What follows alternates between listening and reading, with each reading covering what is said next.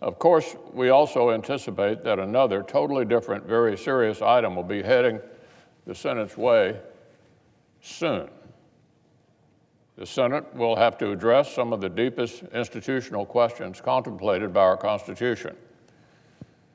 We'll have to decide whether we're going to safeguard core governing traditions or let short-term partisan rage overcome them. Back in December, I explained how House Democrats' sprint into the most rushed, least fair, and least thorough impeachment inquiry in American history has jeopardized the foundations of our system of government. Last spring, Speaker Pelosi told the country, quote, "Impeachment is so divisive to the country that unless there's something so compelling and overwhelming and bipartisan, I don't think we should go down that path." That was the Speaker less than a year ago. Back in 1998, when Democrats were busy defending President Clinton, Congressman Jerry Nadler said, "There must never be a narrowly voted impeachment or an impeachment substantially supported by one of our major political parties and largely opposed by the other. Such an impeachment would lack legitimacy," said Congressman Jerry Nadler 20 years ago. That was obviously a standard when the Democrat was in the White House. But ultimately, House Democrats cared more about attacking President Trump than keeping their promises, so they rushed through a slapdash investigation. They decided not to bother with the standard legal processes for pursuing witnesses and evidence. We don't have time to do that. Chairman Adam Schiff told the entire country on national television that getting court decisions takes a long time. He didn't want to wait. It takes a long time to go to court. So they just plowed right ahead with a historically weak case and impeached a duly elected president with votes from just one political party. Democrats have let Trump derangement syndrome develop into a kind of dangerous partisan fever that our founding fathers were afraid of. And then, Mr. President, just before the holidays, this sad spectacle took another unusual turn. As soon as the partisan impeachment votes had finished, the prosecutors began to develop cold feet. Instead of sending the articles to the Senate, they flinched. That's right. The same people who just spent weeks screaming that impeachment was so serious and so urgent that it couldn't wait for due process now decided it could wait indefinitely while they checked the political winds and look for some new talking points. This is yet another situation where the House Democrats have blown right past the specific warnings of our founding fathers. Alexander Hamilton specifically warned about the dangers of a, quote, procrastinated determination of the charges in an impeachment. He explained it would not be fair to the accused and it would be dangerous for the country. Speaker Pelosi apparently does not care. Her conference is behaving exactly like the, quote, intemperate or designing majority in the House of Representatives that Hamilton warned might abuse the impeachment power. So, as House Democrats continue their political delay, they're searching desperately for some new talking points to help them deflect blame for what they've done. We've heard it claimed that the same House Democrats who botched their own process should get to reach over here into the Senate and dictate our process. We've heard claims that it's a problem that I've discussed trial mechanics with the White House. Even as my counterpart, the Democratic leader, is openly coordinating political strategy with the Speaker, who some might call the prosecution. So it's okay to have consultation with the prosecution, but not apparently with the defendant. Oh, and we've heard claims that any senators who formed opinions about House Democrats' irresponsible and unprecedented actions as they played out in the view of the entire nation should be disqualified from the next phase. Obviously, Mr. President, this is nonsense. Nonsense. Let me clarify Senate rules and Senate history for those who may be confused. First, about this fantasy that the Speaker of the House will get to hand design the trial proceedings in the Senate, that's obviously a non-starter. What I've consistently said is pretty simple. The structure for this impeachment trial should track with the structure of the Clinton trial. We have a precedent here. That means two phases.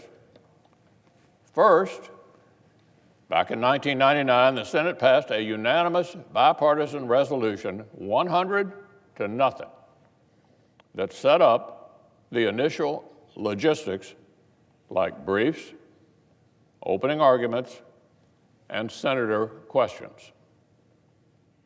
It stayed silent on mid-trial questions such as witnesses until the trial was actually underway. That was approved 100 to nothing. Somewhat predictably, things started to diverge along party lines when we considered those later procedural questions. But the initial resolution, laying out the first half of the trial, was approved 100 to nothing. I believe we should simply repeat that unanimous bipartisan precedent this time as well. That's my position. President Trump should get the same treatment that every single senator thought was fair for President Clinton. Just like 20 years ago, we should address mid-trial questions such as witnesses after briefs, opening arguments, senator questions, and other relevant motions. Fair is fair. Now, let's discuss these lectures about how senators should do our jobs. The oath that senators take in impeachment trials to, quote, do impartial justice according to the Constitution and laws, end quote, has never meant that senators should wall themselves off from the biggest news story in the nation and completely ignore what the House has been doing. The oath has never meant that senators check all of their political judgment at the door and strip away all of our independent judgment about what is best for the nation. It has never meant that, and it never could. The framers debated whether to give the power to try impeachments to a court or to the Senate, and decided on the Senate precisely because impeachment is not a narrow legal question. Impeachment is not a narrow legal question, but a deeply political one as well. Hamilton said this explicitly in Federalist 65. Impeachment requires the Senate to address both legal questions about what has been proved and political questions about what the common good of our nation requires. Senators do not cease to be senators just because the House sends us articles of impeachment. Our job remains the same: to represent our states, our constituents, and our nation's best interests in the great matters of our time.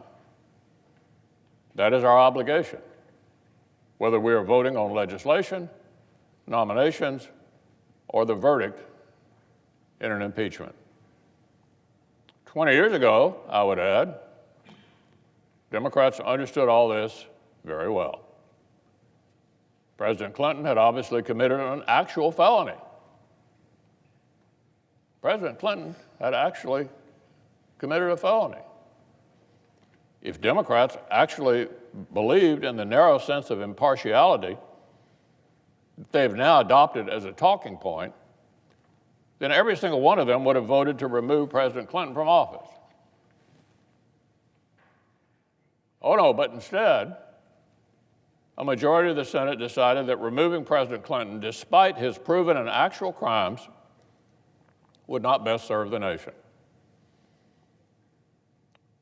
Mr. President, they made a political judgment. And by the way, back then, leading Democrats had zero objections to senators speaking out before the trial. The current Democratic leader,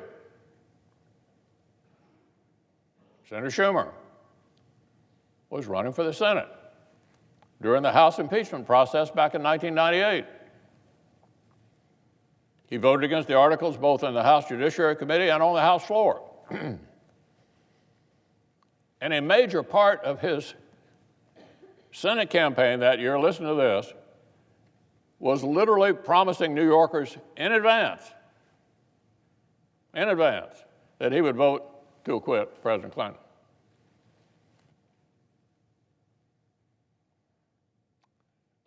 People asked if it was appropriate to him to prejudge like that. He dismissed the question, saying, quote, "This is not a criminal trial, but something the Founding Fathers decided to put in a body that was susceptible to the whims of politics." That was the Democratic leader in the '98 Senate campaign. That was the newly sworn-in Senator Schumer in 1999. A few weeks later, during the trial itself, Democratic Senator Tom Harkin successfully objected to the use of the word jurors to describe senators because the analogy to a narrow legal proceeding was so inappropriate, according to Senator Harkin. So look, Mr. President, I respect our friends across the aisle, but it appears that one symptom of Trump derangement syndrome is also a bad case of amnesia. A bad case of amnesia. And no member of this body needs condescending lectures on fairness from House Democrats who just rushed through the most unfair impeachment in modern history, or lectures on impartiality from senators who happily prejudged the case with President Clinton and simply changed their standards to suit the political winds. Look, anyone who knows American history or understands the Constitution knows that a senator's role in an impeachment trial is nothing like the job of jurors in the legal system. The very things that make the Senate the right forum to settle impeachment would disqualify all of us in an ordinary trial. All of us would be disqualified in an ordinary trial. Like many Americans, senators have paid great attention to the facts and the arguments that House Democrats have rolled out publicly before the nation. Many of us personally know the parties involved on both sides. Look, this is a political body. We do not stand apart from the issues of the day. It is our job to be deeply engaged in those issues. But, and this is critical, the Senate is unique by design. The framers built the Senate to provide a check against short-termism, the runaway passions, and the demon of faction that Hamilton warned would extend this scepter over the House of Representatives at certain seasons. We exist because the founders wanted an institution that could stop momentary hysterias and partisan passions from damaging our republic. An institution that could be thoughtful, be sober, and take the long view. And that is why the Constitution puts the impeachment trial in this place. Not because senators should pretend they are uninformed, unopinionated, or disinterested in the long-term political questions that an impeachment of the president poses, but precisely because we are informed, we are opinionated, and we can take up these weighty questions. That is the meaning of the oath we take. That is the task that lies before us. Impartial justice means making up our minds on the right basis. It means putting aside purely reflexive partisanship and putting aside personal relationships and animosities. It means coolly considering the facts the House has presented and then rendering the verdict that we believe is best for our states, our Constitution, and our way of life. It means seeing clearly not what some might wish the House of Representatives had proven, but what they actually have or have not proven. It means looking past a single news cycle to see how overturning an election would reverberate for generations.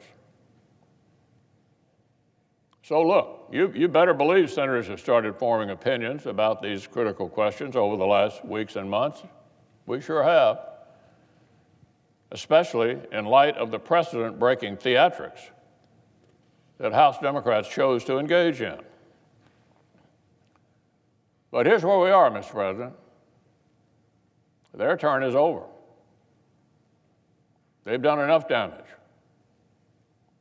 It's the Senate's turn now to render sober judgment as the framers envisioned. But we can't hold a trial without the articles. The Senate's old rules don't provide for that. So for now, we're content to continue the ordinary business of the Senate while House Democrats continue to flounder. For now. But if they ever muster the courage to stand behind their slapdash work product and transmit their articles to the Senate, it will then be time for the United States Senate to fulfill our founding purpose.